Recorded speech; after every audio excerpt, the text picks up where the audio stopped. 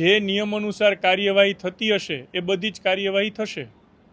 નેહલભાઈ, ખાસ વિપક્ષે play card બતાવી અને વિરોધ દર્શાવ્યો, આને આપ કઈ રીતે જોવો છો? કારણ કે શાંતિપૂર્ણ પ્રજાલક્ષી આ બોર્ડ માનવામાં આવતું હતું.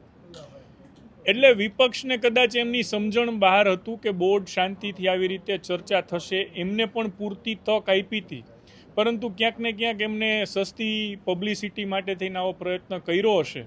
એમને કાયદાની અને સભાગૃહની મર્યાદામાં રહેવા માટે ટકોર પણ કરી છે અને એ પછી એ લોકો સમજ્યા છે અને અત્યારે શાંતિથી સભાગૃહમાં બેસી અને કાર્યવાહીમાં ભાગ લઈ રહ્યા છે. અને વિપક્ષના સભ્યોએ જેટલી વાર હાથ ઊંચો કર્યો છે એટલી વાર એમને પ્રશ્ન પૂછવાની તક આપવી પણ છે. નેહલભાઈ, રીકાર્પેટિંગનો પ્રશ્ન આવ્યો, લેવલથી રીકાર્પેટિંગ નથી થતું, તો હવે કઈ રીતના આદેશ આપવામાં આવશે, કઈ રીતના થશે? એટલે જે મેં ફરીથી કહું છું કે જે પ્રશ્ન કે સમસ્યા કોર્પોરેટર દ્વારા રજૂ કરવામાં આવી છે એ તંત્રના ધ્યાનમાં પણ સ્પષ્ટપણે આવી ગઈ છે, કારણ કે આ જનરલ બોર્ડના માધ્યમથી રજૂ કરવામાં આવી છે. કોર્પોરેશનનું સૌથી સશક્ત સત્તા ધરાવતું બોર્ડ એ જનરલ બોર્ડ છે અને આના માધ્યમથી આવેલી દરેક રજૂઆતો એને તંત્ર ગંભીરતાથી જ લેશે. કાજુકતરીનો મુદ્દો ઉઠાવ્યો છે વિપક્ષે જનરલ બોર્ડ પહેલા, હજી સુધી નથી આવ્યો. બિલ બન્યું છે, તમને ખ્યાલ નથી?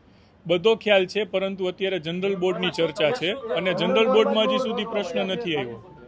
નેહલભાઈ, જનરલ બોર્ડ ક્યાં સુધી ચાલવાનું છે અને કેટલા પ્રશ્નો આજે આ બોર્ડની અંદર લેવામાં આવશે? કેમ કે સામાન્ય રીતે 12 વાગે પૂરું થઈ જતું હોય, આજે 2:30 વાગ્યા સુધી તો ચાલ્યું છે, હજી ક્યાં સુધી ચાલશે? અત્યારે 3 વાગ્યા છે, 3 થી 3:30નો લંચ બ્રેક ડિક્લેર કર્યો છે અને કુલ 20 કોર્પોરેટર દ્વારા પ્રશ્ન પૂછવામાં આવ્યા હતા અને એક કોર્પોરેટર દ્વારા 2 થી 3 પ્રશ્ન પૂછવામાં આવ્યા હોય તો અત્યારે 12 પ્રશ્ન પૈતા છે.